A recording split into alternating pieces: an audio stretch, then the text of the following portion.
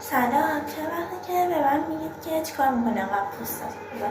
من پوستم به خاطر این فقط خوبه که اینو میزنم.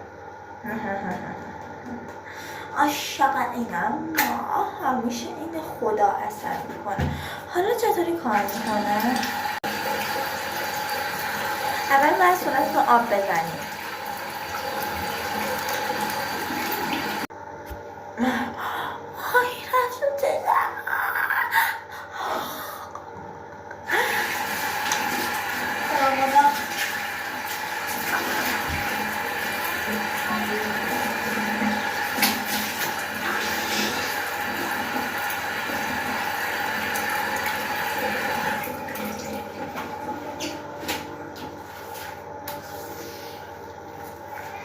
خب دیگه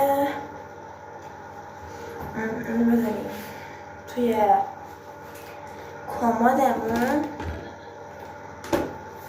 بعد دیگه چیکار میکردم دیگه؟ اونو باز کنم. ابتدا موها رو باز کردم و بعد با شونه میکردم.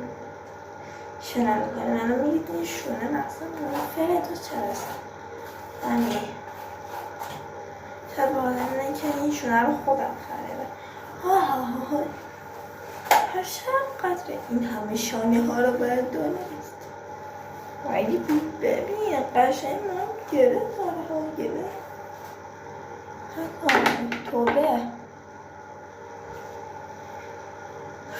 انشالله که